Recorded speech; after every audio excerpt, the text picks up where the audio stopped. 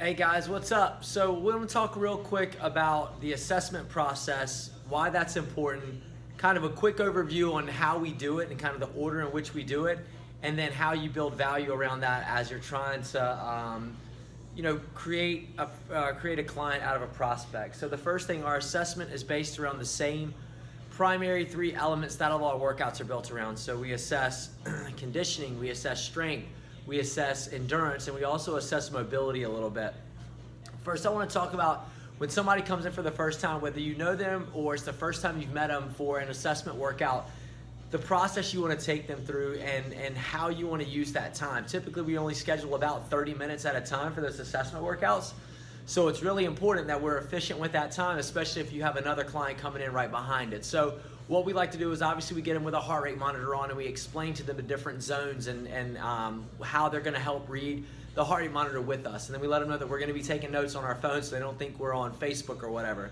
And then we actually do the conditioning element of the assessment first, and that allows us to do a couple of things.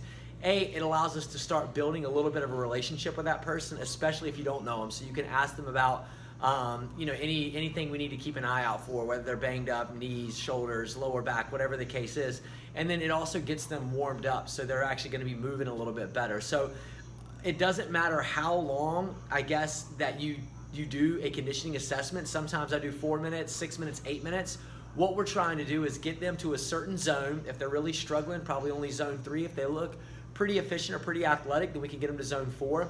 But we get them to a certain zone, and then we get them to hold that zone for, I guess, at least 4 minutes. I think 4 minutes would be a good time to get a pretty good read on. And so let's just say, for instance, we're trying to get them into zone 4 where they're on a bike or a rower, and then we want to see how much distance they cover in 4 minutes. The clock starts when they hit zone 4. So they hit 80%. We say, okay, stay between 80 and 89% for the next 4 minutes, then we record that data, right? So as long as we can record the amount of time and what zone they were in theory, if our programming is working correctly, then when they retest that, trying to stay in the same zones, they should be able to cover a greater distance.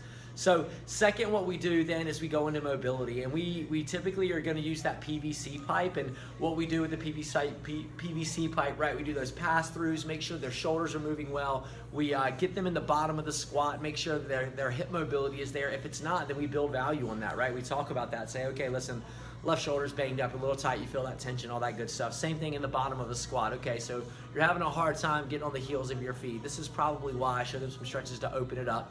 And then that allows us to build value in us knowing mobility a little bit, but also it's going to allow them to move through the strength portion of their assessment more efficiently and hopefully pain-free. So then we go into our strength element, right? So you have your conditioning, then we go into a little bit of mobility. Now we go into strength. We use that thruster when the situation is correct. Obviously, if they have shoulder issues, we would pick another movement, but we use that thruster. And what we're looking for in our strength element is we want to see them hit zone 5 within about 5 to 8 reps in a perfect world. Now, there's obviously going to be some discretion there, but we say, okay, this is your strength assessment is indicated by either mechanical breakdown. So let's just say they're doing a squat to overhead and they start to break down overhead, right? So, okay, we understand that that's going to be your stopping point. And then, or they have the right weight in their hand, they're able to get that 5 to 7, maybe 8 reps in, and they're hitting that zone 5, that 90% or better.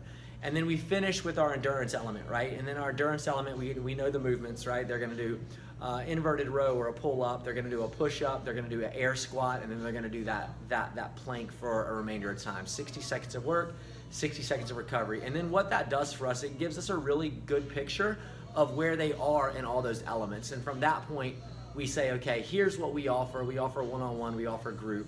Based on what I see and based on the numbers that we have collected from this assessment, we recommend the following. And that's when you speak to them as a doctor would speak to a patient and say, here's kind of what I'm prescribing for you.